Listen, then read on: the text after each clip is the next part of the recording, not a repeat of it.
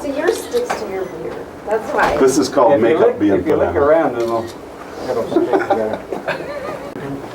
This really is your jam. That tastes pretty good. Yeah, there you go. Sorry, no, it's yucky. Yeah. You think that tastes pretty good? Wait till you get a real one. Yeah. Isn't it Dave Chappelle that does the Good answer. I think he's going to walk you in this way. Face is still all. Yeah, for the mugshot. Oh, you go. Now I've just forgotten it's there. Okay. Your criminals are not very mean up here. Okay. Well, Rodney, you're a rural boy, a farm boy from way back. Now, you two got together just fairly recently, about a year or so ago, right? Less than. Yeah, we've been filming together for about 6 months now. Oh, okay, 6 months. You're filming your third season, right? Yeah. The second season is pretty much just getting underway, is it, or what? How does that work in television? It's so funny. Each market's different. Yeah. But for you went on the air in September. September 6th. Actually, that's the first day she contacted us too. That's when actually the next day, September 7th. Oh, okay. And then we talked for 2 or 3 months, and then we got together and met, and we could tell we were going to be friends, and so we worked out a deal, and we started filming in January. And well, you were going solo there for a while, weren't you? Yeah, I mean, how did this whole concept come? Small town big deal come about. Tell us the it was story. just kind of a dream of mine that started about 8 years ago, and it kind of got tweaked a little bit, and we finally shot a pilot and got on the air last September, and we just really enjoy telling the great stories. I think that's the one thing that we really share. Our strongest bond is that we both love rural America and small town America, and we love the great stories and the people in them. It's always about the people. I mean, this story today is really about these people. And so we love that. We share that in common, and we genuinely have a good time everywhere we go. So. Yeah, I think that.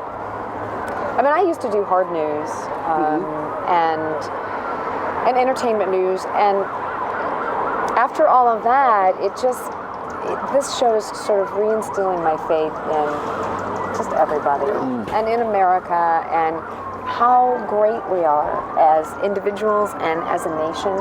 And I'm sure you feel the same way when you travel your great state, because you're reminded of all that's going on all the time. When you're busy doing your life, all these great stories, great places, great festivals, great traditions, so much patriotism. Right, and they're so proud of their communities and so much involvement.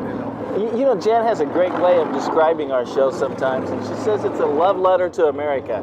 And I think that's a really good caption. That really describes our show, I think. Right. One of the things that we did when we first started out is nobody really knew who we were when we were first on the air. We would just go really early, about 5 o'clock, to these bakeries in the morning and sit over in a booth next to the local coffee clutch and listen to what was happening. And then we'd introduce ourselves and we'd ask, is there anything happening in town? What do you guys do? What makes this community so much of your life? And all of a sudden, the unsung heroes would come out. Right, exactly. Then you go to their home or whatever they did was unusual, and they would say, why are you here? I'm not anything special, but oh my goodness, the talent that is being hidden out there in the back rows. Do you have a favorite story that you've done? Oh gosh, I know you've been asked that many times before, but I guess my favorite story, you guys have got to do it too, is a monastery up in the Upper Peninsula. 2 fellows from Detroit gave up their entire worldly goods to start a monastery. Decided to become a monk, started picking berries alongside of the road. That was about 16 years ago. And that's all they did. They sold jams and jellies and baked breads. They're still up there now, but they've got a multi-million-dollar monastery. And they're really into the arts, and they're really a big employer of the community now. The 2 gentlemen who, beards and robes and everything up there. That was my favorite. Just they changed that community's whole existence. Yep, Copper Harbor, Eagle Harbor, you got to go up there. But anyway, we may have to steal that story sometime. I know. Yeah, just tell Michigan Magazine sent you. Yeah. Okay, but anyway, what is your favorite? You guys have been on the road a few months now. Tell us. Wow. Time to talk about that is a hard question. Yeah. That really is. Do you know yours? My favorite story probably is the one we had the most fun on. Let me say that one first.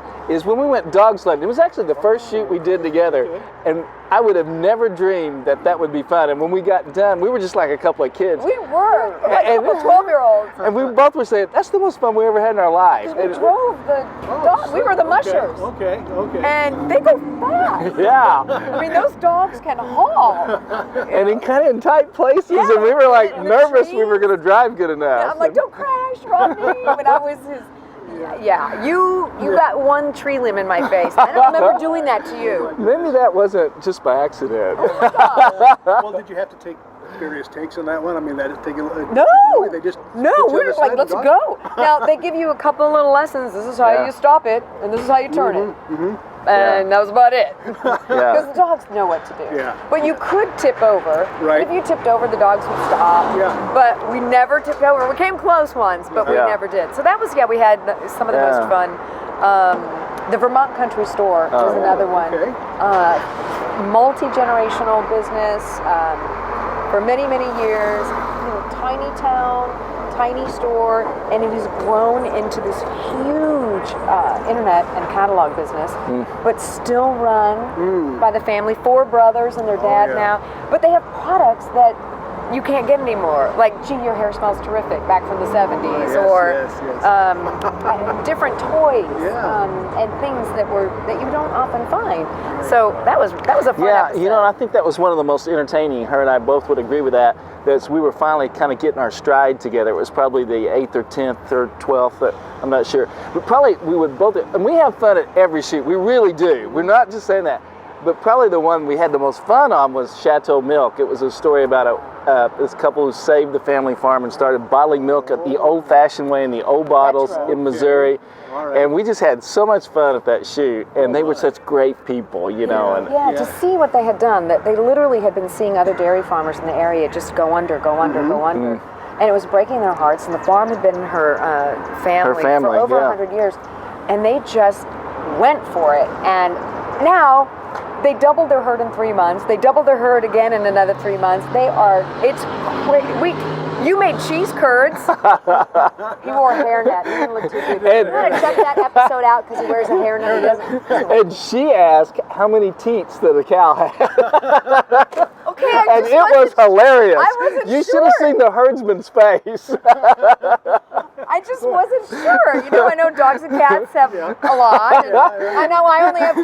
Yeah, and she said that on camera. Well, because they were Not that we were wondering. But it was really confused, and he was telling me how to use the electric. The electric one, and I got kind of confused. And so I think they were very bemused by. Well, I know you can go around the country now with a little bit more respect for what people do and the things that they've accomplished. You don't hear that too much. Tell us, when are you? You're on RFD-TV. Any specific times that you can tell us about? Yeah, we're every Thursday night at 9:30, 8:30 Central. And then we're 7:30 Mountain and 6:30 and she Pacific. always wants us to say that because she lives on the West Coast. Pacific Coast, yeah. Right, you're stationed in LA, or where are you stationed at, Rodney? I live in South Georgia. I'm from Illinois, but I live in, and our production team is based in the Atlanta area. Oh, okay. And we got a cameraman up in Cape Cod. And we say sometimes we're like Mission Impossible. Yeah. It's sort of like, you know, Bring them all we have together. this assignment in Michigan if you choose to accept it. Yeah.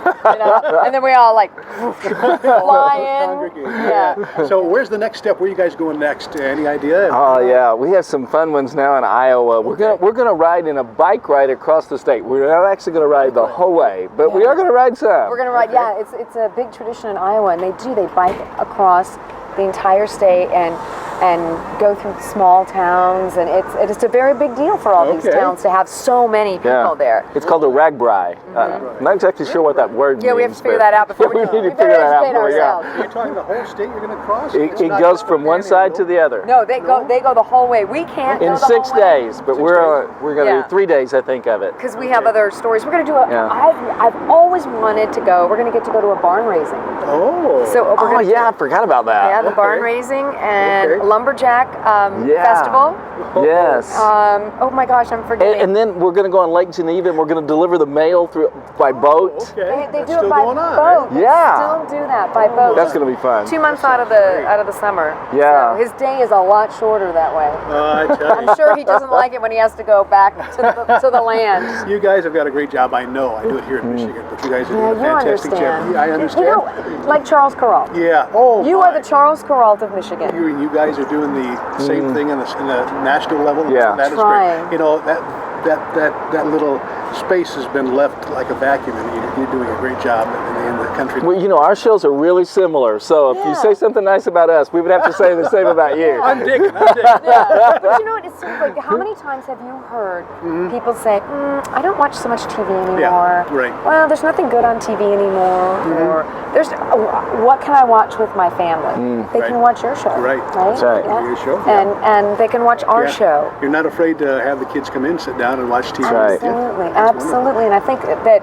different age groups enjoy it because of the different sure. kinds of stories that we're doing. Beautiful. So that's the thing I say. I think you're right. There's been a void. You know, Yeah. there's been a void. So. And both our shows are about positive things in life. yes. You know, there's so much negative out there. Yeah, Now we're sure. showing the positive thing of life and people who make a difference, like these guys. Yeah, Yeah. these guys. Yeah. And they've still got things planned for you. What are you going to be doing today? I mean, are you going to get your hands dirty and doing some of the work I'm in sure there? we will. Okay. We're going to get to make their famous bacon, the squealer. squealer. The squealer.